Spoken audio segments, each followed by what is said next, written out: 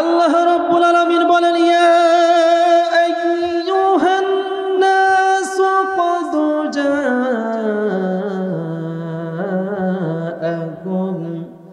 বুরহানুম মির রাব্বিকুম ওয়া আনজালনা ইলাইকুম নূরাম মুবিনা।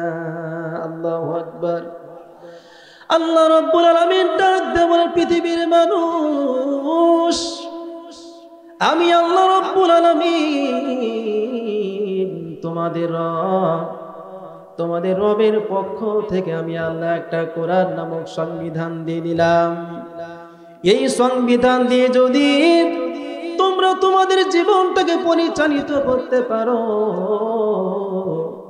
এই কোরআন দিয়ে যদি তোমরা তোমাদের জীবনটাকে সাজাতে পারো, ওই কিয়ামতের দিন যেদিন কেউ কাউকে চিনবে না, আমার আল্লাহ পাক রব্বুল আলামিন আর এক জায়গাতে বলে দিলেন, ওয়াত্তাকু ইয়াওমান লা তাজজি নাফসুন আন নাফসিন শাইআন ولا يقبل منها شفاعة ولا يؤخذ منها عدل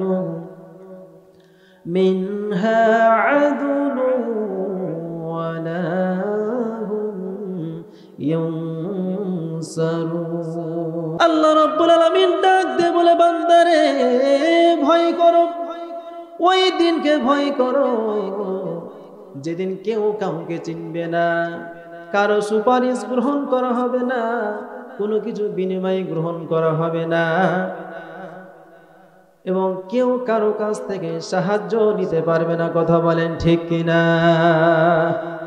আমার ভাইরা, আল্লাহ সুবহানাহু ওয়া তাআলা এই কথাটা বললেন, বান্দারে এই কোরআন নামক আমি তোমাদের একটা সংবিধান দিয়ে দিলাম। এই সংবিধান দিয়ে যদি তোমরা তোমাদের জীবনটাকে গঠন করতে পারো, তোমরা তোমাদের জীবনটাকে সাজাতে পারো রে বান্দা, এই কোরআন নামক সংবিধানটা তোমাদের পক্ষে সাক্ষী হয়ে যাবে। কথা বলেন ঠিক কিনা? জোরে বলেন ঠিক কিনা? আয়াতের পরবর্তী অংশ, ওয়া আনজালনা ইলাইকুম নূরাম মুবিনা।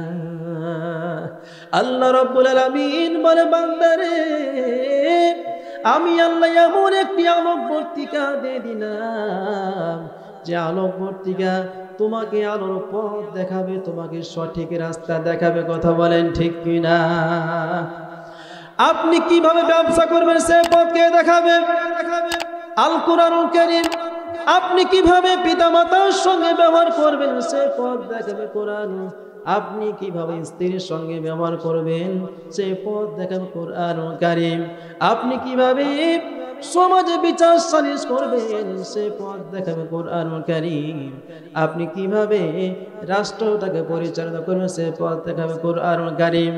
অর্থাৎ সমস্ত কিছুর পথ আমার আল্লাহ রাব্বুল আলামিন এই 30 পারা কোরআনের মধ্যে লিপিবদ্ধ করে দিলেন। কথা বলেন ঠিক কিনা? জোরে বলেন ঠিক কিনা? আল্লাহ তাআলা 30 পারা কোরআন দিলেন মানব জাতির জীবন পরিচালিত করার জন্য। অথচ আমাদেরকে বিগত 17 বছরে শুনতে হয়েছে আমাদেরকে নাকি শ্রীকৃষ্ণের দেখানো পথে চলতে হবে। কথা বলেন ঠিক কিনা? সেই স্বৈর শাসক বিদায় নিয়েছে, আবার আর একটি দল এখন প্রকাশ্যে দিবালোকে বলছেন তারা নাকি ইসলামী শরিয়া আইন বিশ্বাস করে না। কথা বলেন ঠিক কিনা? ঠিক না? শরিয়া আইন মানে কি? আল্লাহ এবং আল্লাহর রাসূলের আইন তারা বিশ্বাস করে না। যে ব্যক্তি প্রকাশ্যে দিবালোকে বলতে পারে আমরা ইসলামী শরিয়া আইন বিশ্বাস করি না, সেই দলকে কোনো মুসলমানের বাচ্চা সমর্থন করতে পারে না। কথা বলেন ঠিক কিনা? যারা আল্লাহর আইন বিশ্বাসই করে না, আপনি কেন তাকে সমর্থন করবেন? আবার আর একটা নতুন পাগলি, এই পাগলি বলছে যে পুরুষদেরকে 4টে বিয়ে করার অধিকার কে দিয়েছে? আপনারা শুনেছেন? শুনেছেন? বলছে এটা আমরা মানি না। তো তুমি পাগলি, তুমি কি আল্লাহর কোরআনের সাথে চ্যালেঞ্জ করছো নাকি? তুমি কোরআন বুঝতে পারো না, এটা তোমার মাথায় সমস্যা, কথা বলেন ঠিক কিনা? আর মাথায় সমস্যা এটা। সে সরাসরি আল্লাহর কোরআনকে চ্যালেঞ্জ করছে। সুতরাং এই সমস্ত যারা কোরআনকে চ্যালেঞ্জ করে, কোরআনের আয়াতকে অ্যাভয়েড করে, তাদের সাথে কোনো মুসলমানদের সম্পর্ক থাকতে পারে না। তাদের সাথে যে মুসলমানদের সম্পর্ক থাকতে পারে না, এখন আমি কোরআন দিয়ে প্রমাণ করব। আপনারা শুনতে রাজি আছেন? রাজি আছেন? আল্লাহ রাব্বুল আলামিন বলেন, ওয়া ক্বাদ নাযালা আলাইকুম ফিল কিতাবি আন ইযা সামি'তুম আয়াতিল্লাহি ইউকফারু বিহা ওয়া ইউস্তাহজাউ বিহা ফালা তাকউদু মা'আহুম হাত্তা يخوضوا في حديث غيره إنكم إذا مثلهم إن الله جامع المنافقين والكافرين في جهنم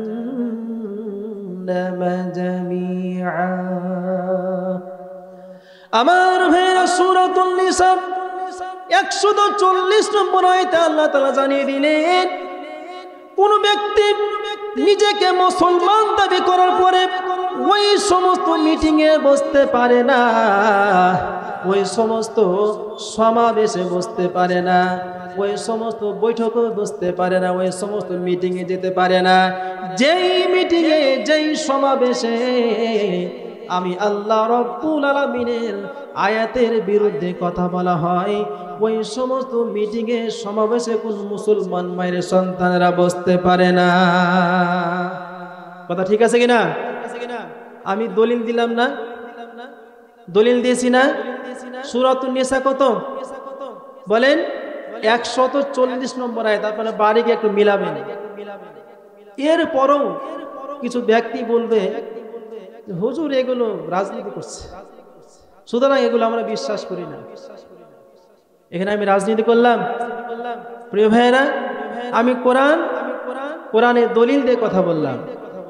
তো যারা এটা শোনার পরেও যারা বিশ্বাস করবে না, যারা ওই সমস্ত বৈঠকে যাবে, ওই সমস্ত মিটিংয়ে যাবে, তাদের ব্যাপারে আল্লাহ কি বলেছেন এটা শোনার কি দরকার আছে? বলবো আমি? বলবো?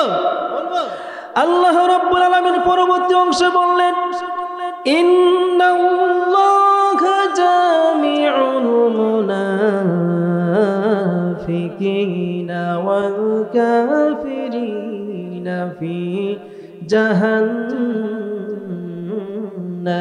জামিআ।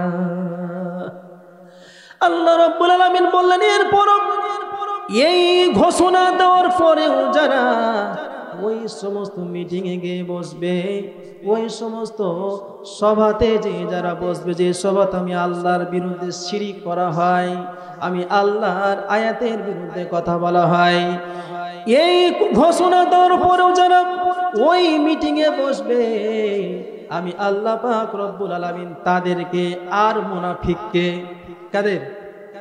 তাদের এবং মুনাফিক মানে কাফের আর মুনাফিককে জামিয়া, এই কাফের আর মুনাফিক ব্যক্তিগুলোকে আমি আল্লাহ পাক রব্বুল আলামিন এক জায়গাতে জমা করব। জমা করার পরে জাহান্নামের সর্বনিম্ন স্তরে তাদের স্থান দিয়ে দেব। কথা বলেন ঠিক কিনা?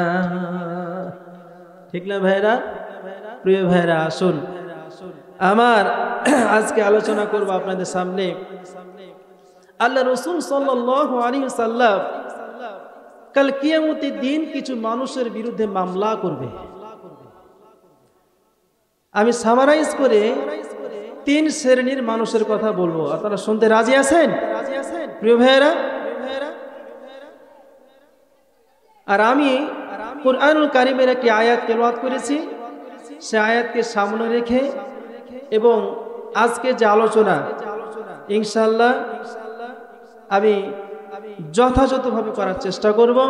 যে আল্লাহ রাসূল সাল্লাল্লাহু আলাইহি সাল্লাম কয়েক শ্রেণীর মানুষের বিরুদ্ধে মামলা করবেন, তার মধ্যে এক নম্বর হচ্ছে শ্রোতা। একটু মেহেরবানি করে উত্তর দিবেন, এক নম্বরে কি? শ্রোতা। এখন শ্রোতা কারা?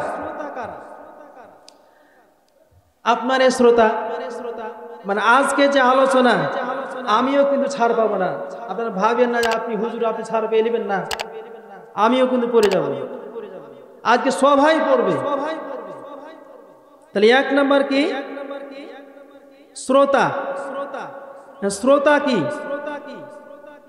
শ্রোতা হচ্ছে যারা কোরআন শুনে তারাই শ্রোতা। এখন এই শ্রোতা হচ্ছে আবার তিন প্রকার। কয় প্রকার ভাইরা? তিন প্রকার। এক নম্বর শ্রোতা হচ্ছে কাফির। এরা হচ্ছে কাফির, এরা শুনবে এবং এরা ডাইরেক্ট তারা বিরোধিতা করবে, ডাইরেক্ট আবার ইনডাইরেক্ট দুভাবেই তোরা বিরোধিতা করবে। আমি এখন কোরআন দিয়ে বলি, বলবো?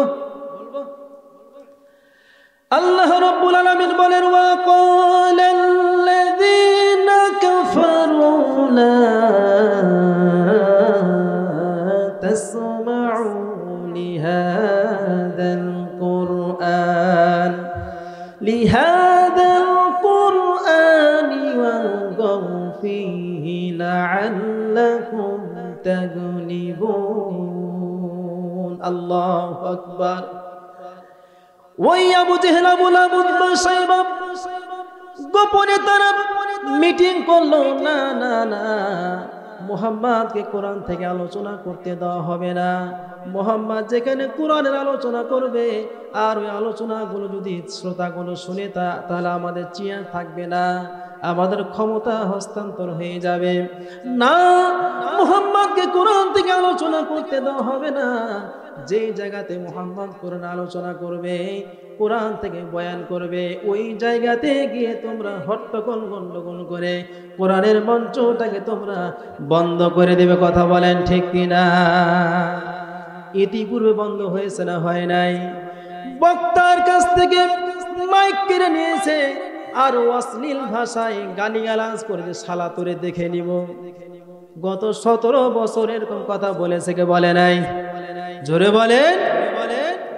আমার ভাইরা, হযরত ওমর ফারুক রাদিয়াল্লাহু তাআলা আনহু জামানায়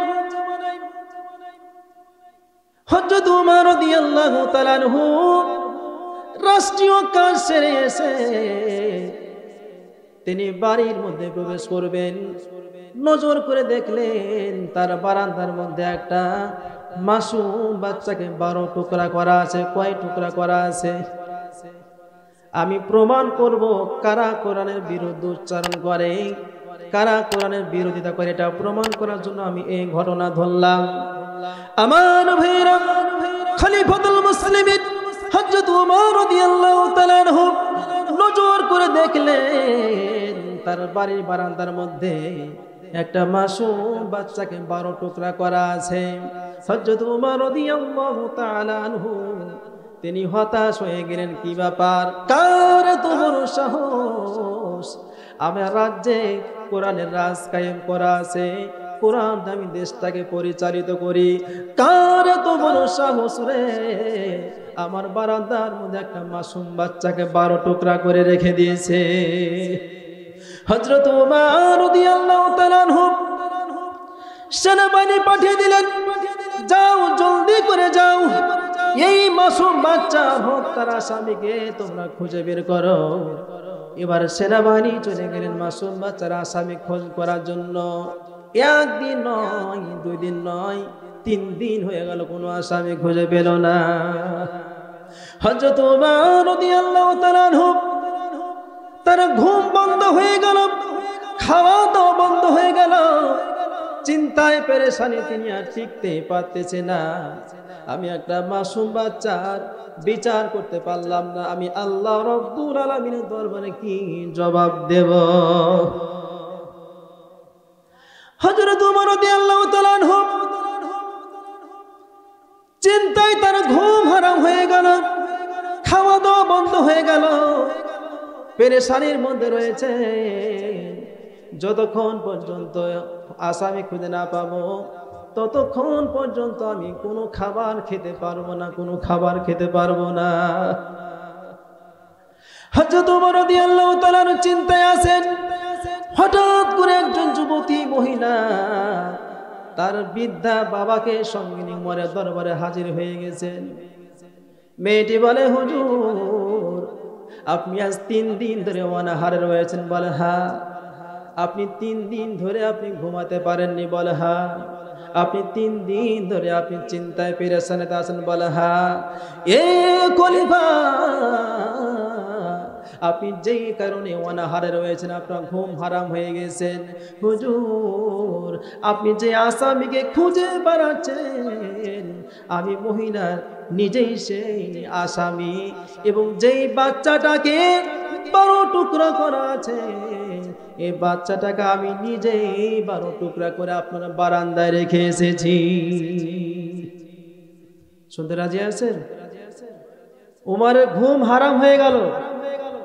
আর অতীতের নেতাগুলো কত মানুষ ঘুম হয়ে গেছে, তাদের ঘুম হারাম তো হওয়া দূরের কথা, আরো ঘুম বেড়েছে। কথা বলেন ঠিক কিনা?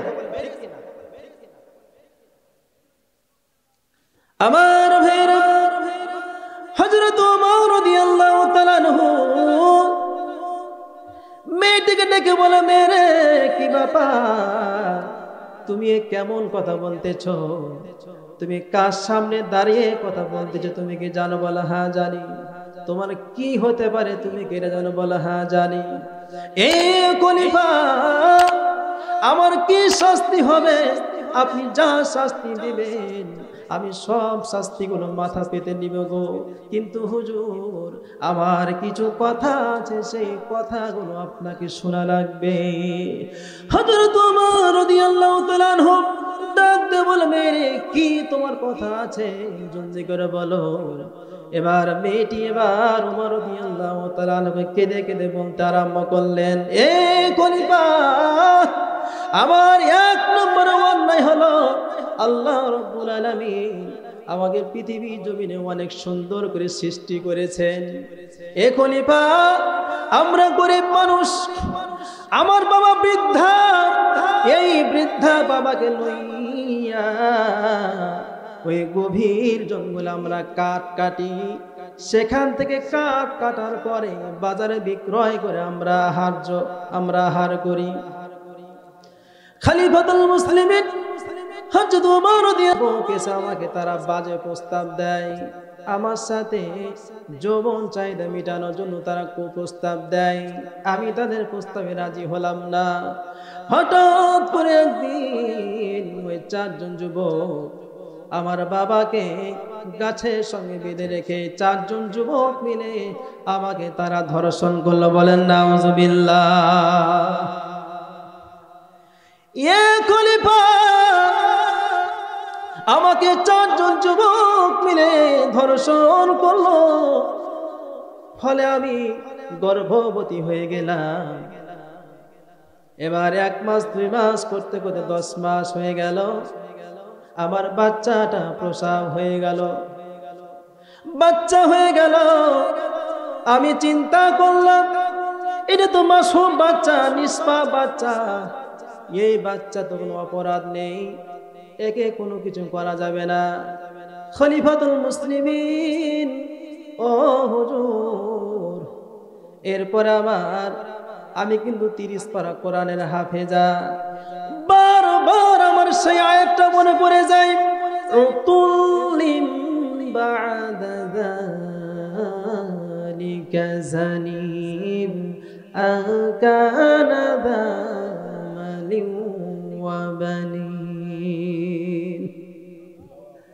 ইয়া খলিফা, আল্লাহ সুবহানাহু ওয়া তাআলা তিনি বলেন, যে সমস্ত বান্দারা আমার কোরআনের বিরুদ্ধে উচ্চারণ করে আমার কোরআনের মাহফিলে বাধা দেয়, আমি আল্লাহ রব্বুল আলামিন বলে দিলাম ওই সমস্ত ব্যক্তিগুলো হলো তারা অবৈধ মায়ের অবৈধ সন্তান, তার মানে তারা জারজ সন্তান। কথা বলেন ঠিক কিনা? আমি চিন্তা করলাম আমার এই সন্তানটা কোনো অন্যায় করেনি, কিন্তু এই সন্তানের বাবাকে 4 জন যুবক মিলে আমাকে ধর্ষণ করেছে। এ তো বাবার কোনো পরিচয় নেই। আমি চিন্তা করলাম কোরআনের মাহফিলে বাধা দেয় যারা জারজ সন্তান, তার মানে আমার এই সন্তানটা জারজ অবৈধ সন্তান। আমার এই সন্তানটা বড় হবার পরে তারা ওই কোরআনের মিছিলে বাধা দিবে, কোরআনের বিরুদ্ধে উচ্চারণ করবে। আমি আমার বিবেক বারবার বলতেছে না না না, আমি বেঁচে থাকতে এইরকম সন্তান আমি দুনিয়ার জমিনে রাখবো না, রাখবো না। তাহলে কি বুঝলেন? যারা কোরআনের বিরুদ্ধে উচ্চারণ করে এরা নিশ্চিতভাবে এদের জন্ম পরিচয়। এ কথা কে বলেছেন? আমি বললাম, আল্লাহ তাআলা নিজেই বলেছেন। আমার ভাইয়ের সামনের দিকে আগাই। 2 নম্বর শ্রোতা হলো মুনাফিক। আল্লাহ সুবহানাহু ওয়া তাআলা জানিয়ে দিলেন, ওয়া ইযা কিলা লাহুম তাআলাউ ইলা মা আনজালাল্লাহু ওয়া ইলা রাসূলি রাআইতাল মুনাফিকিনা ইয়াসুদ্দুনা আনকা সুদুদা। আল্লাহ রাব্বুল আলামিন নবীজিকে ডাক দিয়ে বলো, গো নবীজি, আপনি ওই মুনাফিকদেরকে যখন আপনি ডেকে ডেকে বলবেন তোমরা এসো, আল্লাহর বিধানের দিকে তোমরা ফিরে এসো, আল্লাহ তাআলা যা নাজিল করেছেন সেই নাজিলকৃত বিধানের দিকে তোমরা ফিরে আসো। ও নবীজি, আপনি নজর করে দেখবেন ওই সমস্ত মুনাফিক ব্যক্তিগুলো আপনার কাছ থেকে মুখ ফিরাইয়া পাশ কাটাইয়া চলে যাবে। এই রকম শ্রোতা এখানে আছে না নাই? এখানে নাই, তবে প্রমাণ হয়ে যাবে আজকের এই কোরআনের কথা সহ্য করতে না পেরে যারা উঠে চলে যাবে তাদের সাথে এই আয়াতের কি আছে ভাইরা? মিল আছে, ঠিক কি না? যাদের গায়ে চুলকানি হবে, জ্বালা পড়া সৃষ্টি হবে, ওদের জন্যই এই আয়াত, ঠিক না? আমার ভাইয়ের সামনের দিকে আগাই। 3 নম্বরের শ্রোতা হলো মুমিন। মুমিন শ্রোতার বৈশিষ্ট্য কি আল্লাহ সুবহানাহু ওয়া তাআলা কোরআনুল কারীমের মধ্যে জানিয়ে দিলেন, ইন্নামাল মুমিনুনা আল্লাযীনা ইযা যুকিরাল্লাহু ওয়াজিলাত কুলুবুহুম ওয়া ইযা তুলিয়াত আলাইহিম আয়াতুহু যাদাতুহুম ঈমানা ওয়া আলা রাব্বিহিম ইয়াতাওয়াক্কালুন। আল্লাহ রাব্বুল আলামিন জানিয়ে দিলেন মুমিন শ্রোতার বৈশিষ্ট্য হলো তাদের সামনে যখন আমি আল্লাহর নাম উচ্চারণ করা হবে তাদের অন্তরটা ভীত কম্পিত হয়ে যাবে, কেঁপে কেঁপে উঠবে। আইনুল বারী পলাশ যে কথাটা বললো এটা তো সত্য কথা, আমাকে মানতে হবে। এইরকম ভাবে ভীত কম্পিত হয়ে যাবে। ওয়াইদা তুলিয়াত আলাইহিম আয়াতুহু, এবং তাদের সামনে যত কোরআন থেকে আলোচনা করা হবে যাদাতুহুম ঈমানা, তাদের ঈমানটা তত তত বৃদ্ধি পেতে থাকবে। বলেন সুবহানাল্লাহ। ওয়া আলা রাব্বিহিম ইয়াতাওয়াক্কালুন, এবং তারা শুধুমাত্র কেবলমাত্র তারা আল্লাহর উপরে ভরসা করবেন। কথা বলেন ঠিক কিনা? তাহলে প্রমাণ হয়ে যাবে যে যারা এখানে মুমিন শ্রোতা আছেন এদের ঈমানটা কিন্তু বৃদ্ধি পেতেই থাকবে, পেতেই থাকবে। কথা বলেন ঠিক কিনা? এবং তারা এক আল্লাহকে ছাড়া দ্বিতীয় কোনো দুনিয়ার মানুষকে ভয় করবে না, করবে না। কথা বলেন ঠিক কিনা? আমার ভাইয়েরা, 2 নম্বরে মুমিন শ্রোতার গুণ বলে হচ্ছে ওয়া ইযা সামি'উ মা উনজিলা ইলার রাসূলি তারা আ'য়ুনাহুম তাফিদু মিনাদ দাম'i মিম্মা আরাফু মিনাল হক يقولون ربنا آمنا فاكتبنا مع الشاهدين। আল্লাহ রাব্বুল আলামিন নবীজিকে ডাক দেব না, নবীজি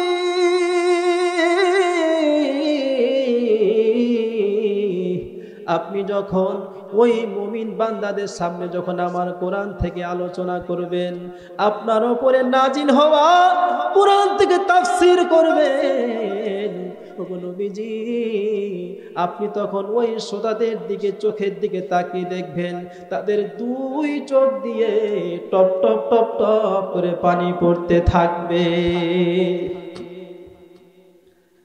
তাদের 2 চোখ দিয়ে পানি পড়তে থাকবে। কেন তাদের 2 চোখ দিয়ে পানি পড়বে?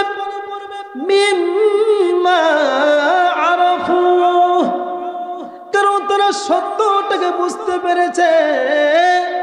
আল্লাহ সত্য, রাসূল সত্য, আল্লাহর দ্বীন সত্য, আল্লাহর কোরআন সত্য। আল্লাহর জমিনে আল্লাহর দ্বীন বাস্তবায়ন করতে হবে, আল্লাহর জমিনে আল্লাহর দ্বীন কায়েম করতে হবে, এটা সত্য কথা। এই সত্য কথা বুঝতে পেরে তাদের চোখ দিয়ে টপ টপ করে পানি পড়তে থাকবে। বলেন সুবহানাল্লাহ। নবীজি শুধু তাই নয়, ওই মুমিন শ্রোতাগুলো কিয়ামত পর্যন্ত ইয়াকুলুনা, মুজারের বর্তমান, ভবিষ্যৎ, প্রেজেন্ট, ফিউচার, এই সমস্ত শ্রোতাগুলো তারা কিয়ামত পর্যন্ত 2টা কথা বলতে বলতে তারা বাড়ি চলে যাবে। আজকে আপনাদের মধ্যে এমন কিছু শ্রোতা আছে, এই শ্রোতাগুলো তারা 2টা কথা বলবে আর বাড়ির দিকে অগ্রসর হবে। কি কি আমি বলবো নাকি? বলি। 1 নম্বর হলো রব্বানা, ও আল্লাহ, এতক্ষণ যাবত আইনুল বারী পলাশ যে ওয়াজগুলো করলো, যে কোরআন থেকে কথাগুলো বললো, এই কথাগুলো আমি 1 নম্বরে বিশ্বাস করে নিলাম, কারণ সেই কোরআন থেকে কথা বলেছে। কথা বলেন ঠিক কিনা? এই কথাগুলো প্রতি আমি ঈমান আনলাম। আর 2 নম্বরে ফাকতুবুনা মা'আশ শাহিদিন, ও আল্লাহ, 2 নম্বরে যারা সত্যের সাক্ষ্যদাতা, যারা সত্যের সাক্ষী দেয়, আল্লাহর কোরআন বিনির্মাণ করার জন্য, ইসলামী সমাজ বিনির্মাণ করার জন্য, যারা কোরআনের ময়দানে, যারা এই বাংলার জমিনে যারা আন্দোলন করে কোরআনের সমাজ বিনির্মাণ করার জন্য, যারা রাজপথে জিহাদ করে, সংগ্রাম করে, যারা শহীদ হয়ে গেছে, আল্লাহ গো, ওই শহীদদের কাতারে, ওই ইসলামী আন্দোলন কর্মীদের কাতারে আমার নামটা তুমি লিখে নিও। বলেন সুবহানাল্লাহ। আপনার নাম লিখতে রাজি আছে? তাহলে আজকে চক ঝগড়ুর প্রকৃত শ্রোতা হবে তারাই যারা আল কুরআনুল কারীমের আলিফ লাম মিম থেকে নিয়ে মিনাল জিন্নাতি ওয়ান নাস পর্যন্ত প্রত্যেকটি আয়াত, প্রত্যেকটি অক্ষর, প্রত্যেকটি শব্দ অক্ষর অক্ষরে বিশ্বাস করবে যে কোরআন আমার মুক্তির বিধান, কোরআন আমার জান্নাতে যাওয়ার চাবিকাঠি।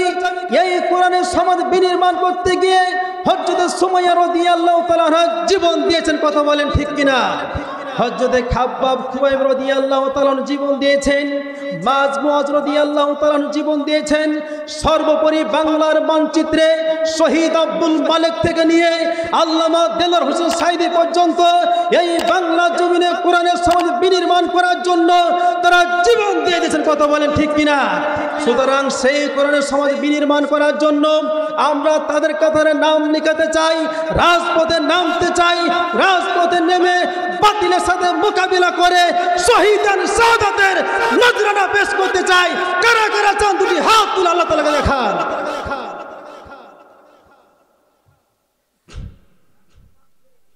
হাত নামান, এই সাক্ষ্য দেওয়া লাগবে। রাজি আছেন? আচ্ছা, আমি কি একটা কথা কোরআনের বাইরে বলেছি? আমি কোরআন আয়াত তেলাওয়াত করেছি, তারপরে ব্যাখ্যা করেছি। কথা বলেন ঠিক কিনা? একটু জিকির করেন সুবহান। তিনটা হয়ে গেছে না? তাহলে এরপরে 2 নম্বরে মামলা করবেন তাদের বিরুদ্ধে যারা আলেম, এবার কিন্তু আমি ফেঁসে গেছি, যারা বক্তা, যারা ওয়াজ করে বেড়ায়, এদের বিরুদ্ধে আল্লাহ রাসূল সাল্লাল্লাহু আলাইহি সাল্লাম মামলা করবে। আমার ভাইরা লক্ষ্য করুন, আল্লাহ সুবহানাহু ওয়া তাআলা বলেন ইন্নামা ইয়াখশাল্লাহু মিন ইবাদিহিল উলামা। আল্লাহ সুবহানাহু ওয়া তাআলা বললেন পৃথিবীর জমিনে সবচেয়ে আমাকে ভয় করে তারা আলেম উলামা হলো যারা। আমার ভাইয়েরা, বিশ্বনবী জনাব মুহাম্মদুর রাসূলুল্লাহ সাল্লাল্লাহু আলাইহি সাল্লাম বললেন, কোন আলেম যদি কোন রাস্তা দিয়ে হেঁটে চলে যায়, ওই রাস্তার যতগুলো ধুলা বালি রয়েছে, মশা মাছি রয়েছে, সমস্ত মশা মাছিগুলো ধুলা বালিগুলো আল্লাহর কাছে দোয়া করতে থাকে, আল্লাহ এই আলেমকে তুমি মাফ করে দাও, আলেমকে তুমি মাফ করে দাও। শুধু তাই নয়, আকাশে যা আছে, চন্দ্র সূর্য নক্ষত্র, দুনিয়াতে যত বস্তু রয়েছে, সমস্ত বস্তুগুলো, সমস্ত সৃষ্টিগুলো ওই আলেমের জন্য দোয়া করে, আল্লাহ এই আলেমকে তুমি মাফ করে দাও, আলেমকে তুমি মাফ করে দাও।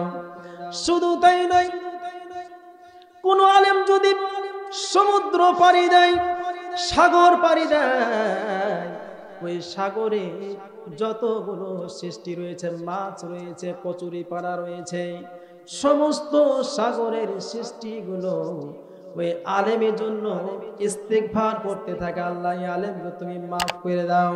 আমার প্রশ্ন হলো এখন, যে আলেমদের মর্যাদা এত বেশি, এই আলেমদের বিরুদ্ধে কেন মামলা করবেন? এটা শোনার দরকার আছে না নাই? আছে। এরপর আজকের মাহফিল যেহেতু মা বোনদের সংখ্যা বেশি, সেহেতু আমি মা বোনদের সম্পর্কে একটি হাদিস বলবো। এটি পরবর্তীতে, যে 7 শ্রেণীর নারীরা হচ্ছে দাজ্জালের ফিতনা। শুনতে রাজি আছেন প্রিয় ভাইয়েরা? একটু ধৈর্য ধরে বসে থাকেন। হ্যাঁ, তো আল্লাহ এই আলেমদের বিরুদ্ধে কেন মামলা করবেন? তার আগে একটু কথা বলি আপনাদের। নির্বাচনের মাধ্যমে যে এমপি নির্বাচন হয়, এই এমপিরা পার্লামেন্টে যাওয়ার পরে এদের একটা শপথ বাক্য পাঠ করা হয়, হয় কি না ভাইরা? হয় না? একটা শপথ বাক্য পাঠ করা হয়। তো অনুরূপ ভাবে যারা আলেম, এই আলেম দিয়ে যাদেরকে আল্লাহ কোরআনে জ্ঞান দান করেছেন, ইসলামের জ্ঞান দান করেছেন, এদেরও আল্লাহ একটা কি দিয়েছেন? অঙ্গীকার নামা দিয়েছেন, শপথ নামা দিয়েছেন। কি সে শপথ নামা বলবো? আল্লাহ রাব্বুল আলামিন বলেন, ওয়া ইযা আখাযাল্লাহু মিসাকাল্লাযীনা উতুল কিতাবা লাতুবায়্যিনুন্নাহু লিন-নাসি ওয়া লা তাকতুমুনাহু فنبذوه وراء ظهورهم واشتروا به ثمنا قليلا فبئس ما يشترون الله أكبر আল্লাহ রাব্বুল আলামিন ডাক দিয়ে বলেন আমি এই পৃথিবীর জমিনে যেই সমস্ত ব্যক্তিগুলোকে কোরআনের জ্ঞান দান করেছি তারা হচ্ছে আলেম যাদেরকে আমি এই কোরআনের আলেম যাদেরকে বানিয়েছি এদের একটা শপথনামা দিয়েছি এই শপথ বাক্যটা হলো এক নম্বরের শপথ হলো লা তুবাইয়িনুল্লাহু লিন-নাস আমার এক নম্বরে শপথ হলো এই আলেমেরা মানুষের মাঝে জীবিত মানুষের মাঝে তারা আমার এই কোরআনের কথাগুলো সুস্পষ্ট ভাষায় তারা তাফসীর করবে বর্ণনা করবে আমার ভাইরা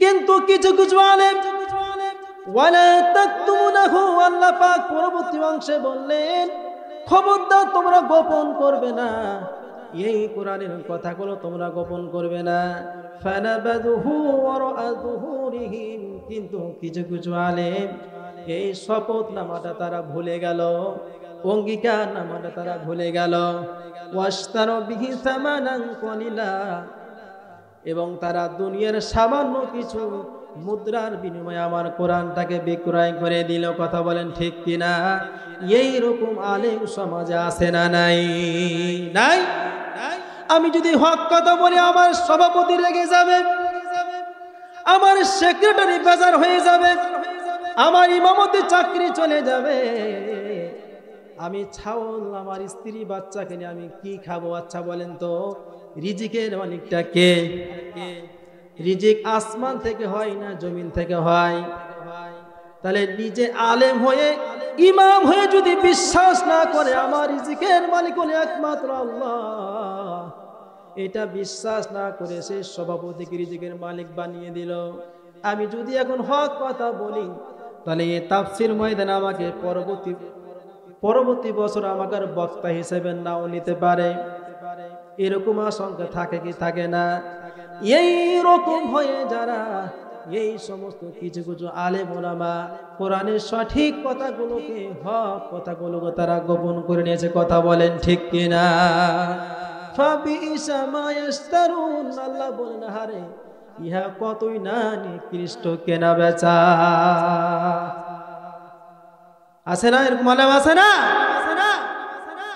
আজকে বাংলা জমিনে 4 লক্ষ মসজিদ রয়েছে 4 লক্ষ মসজিদে 4 লক্ষ ইমাম 4 লক্ষ খতিব 4 লক্ষ মুয়াজ্জিন 4 লক্ষ খাদেম সবাই মিলে ঐক্যবদ্ধ হয়ে যদি একটা আওয়াজ তুলতো বাংলা জমিনে আমরা ক্ষমতা চাই না তোমরাই ক্ষমতায় থাকো কিন্তু পার্লামেন্ট চালাতে হলে আল্লাহর কোরআনে পার্লামেন্ট চালাতে হবে কথা বলেন ঠিক কিনা আল্লাহর কোরআনের বাইরে পার্লামেন্ট চালালে সেটা আমরা মানতে পারি না এই আওয়াজ যদি তুলতো এই বাংলা জমিনে অনেক আগে ইসলাম কায়েম হয়ে যেত কথা বলে ঠিক কিনা এটা বলে তারা রিজিকের মালিক কাকে বানালো সভাপতি সেক্রেটারি সাহেবকে তারা রিজিকের মালিক বানিয়ে দিল প্রিয় ভাইরা কি লাভ আপনারাই আওয়াজ করেন রিজিকের মালিক আল্লাহ ভয় করতে হবে আল্লাহকে আবার আপনারাই ফের এই কোরআনের পৃষ্ঠাটাকে উল্টিয়ে নরম নরম কথাগুলো বলা শুরু করে দেয় কথা বলেন ঠিক কিনা আমার ভাইরা এখন আমি আপনাদের সামনে আলোচনা করব বিশ্ব নবী জনাবে মুহাম্মদুর রাসূলুল্লাহ সাল্লাল্লাহু আলাইহি ওয়াসাল্লাম যে আয়াতটা তেলাওয়াত করেছি ওয়ালা তাহিনু ওয়ালা তাহজানু ওয়া আনতুম আ'লাউনা ইন কুনতুম মুমিনিন আল্লাহ পাক রব্বুল আলামিন বললেন বান্দারে হতাশ হও না মনটাকে ভেঙো না মন মরা হয়ো না ইমানের বলে বলিয়ান হও আমি আল্লাহ পাক রব্বুল আলামিন তোমাদেরকে বিজয়ের মালা পরাইয়া দিব কথা বলেন ঠিক কিনা তাহলে আমাদের ইমানদার হতে হবে আর বিশ্ব নবী বুখারী শরীফের সহিহ বুখারী শরীফের 18 নম্বর হাদিস থেকে এখন আপনাদের আমি আলোচনা শোনাচ্ছি কয় নম্বর হাদিস সহিহ বুখারী শরীফের 18 নম্বর হাদিসে বিশ্ব নবী জনাব মুহাম্মদুর রাসূলুল্লাহ সাল্লাল্লাহু আলাইহি সাল্লাম যখন কোনো ব্যক্তিকে ঈমানদার বানাতেন 6টি কাজ বায়াত গ্রহণ করাতেন, 6টি কাজ না করার ব্যাপারে বায়াত গ্রহণ করাতেন, প্রতিশ্রুতি গ্রহণ করাতেন। এই 6টি কাজ আপনারা শুনতে রাজি আছেন না নাই? রাজি আছেন? আমার ভাইরা আমি বলবো, কিন্তু আপনাদের কাছে এখন আমার একটা প্রশ্ন, আপনারা বলেন তো এই জালসাটা কিসের উন্নতি করবে? জালসা ভাইরা আমার একটু মেহেরবানি করে বলেন, মাদ্রাসার উন্নতি করবে জালসা। আপনাদের গ্রামে একটা মাদ্রাসা আছে, আপনাদের উপরে আল্লাহর রহমত বর্ষণ হতে থাকে, কথা বলেন ঠিক কিনা? আমার ভাইরা এই মাদ্রাসাকে পরিচালনা করার জন্য কিছু অর্থের দরকার আছে না নাই? কথা বলেন। অর্থের দরকার অবশ্যই আছে ভাইরা আমার, বাবাজিরা আমার। ওই কিয়ামতের দিন যেদিন কেউ কাউকে চিনবে না, আল্লাহ পাক রব্বুল আলামিন বললেন ইয়াউমা ইয়াফিরুল মারউ মিন আখিহি ওয়া উম্মিহি ওয়া আবিহি ওয়া সাহিবাতিহি। ছেলেটা মায়ের কাছে চলে যাবে, মাকে বলবে মা, ও মা, একটা নেকির জন্য আমি জান্নাত যেতে পারি না। মা গো, দুনিয়ার জমিনে কত কষ্ট করে তুমি আমাকে বড় করেছো গো মা, কত কষ্ট করে তুমি আমাকে লালন পালন করেছো। ও মা, দুনিয়াতে তুমি না খেয়ে আমাকে তুমি খাওয়াইছো। ও মা, আজকে একটা নেকির জন্য আমি জান্নাত যেতে পারি না মা, তুমি কি পারো না একটা নেকি দিয়ে জান্নাত খানা আমার যাওয়ার ব্যবস্থা করে দিতে? সন্তান মায়ের পা ধরে 500 বছর কান্না করবে, 500 বছর কান্না করার পর মা এবার সন্তানের বুকের উপরে একটা লাথি মারবে, বুকে লাথি মেরে বলবে দূর হয়ে যা, দুনিয়ার জমিনে আমার বিয়েই হয় না, আমি তোকে কোথায় পেলাম? আপনাকে পরিচয় দিবে না। বাবার কাছে চলে যাবে, বাবাকে বললো বাবা, ও বাবা, দুনিয়ার জমিনে তুমি কতই না কষ্ট করেছো বাবা গো, একটা নেকি জন্য আমি জান্নাত যেতে পারি না গো বাবা, তুমি কি পারো না একটা নেকি দিয়ে আমাকে জান্নাত খানার ব্যবস্থা করে দিতে? বাবা সন্তানকে দেখে পালাতে থাকবে, স্ত্রীর কাছে চলে যাবে, স্ত্রীকে ডাকতে বলবে বিবি রে, দুনিয়ার জমিনে কতদিন তোমাকে আমি আমার মায়ের চোখটাকে ফাঁকি দিয়ে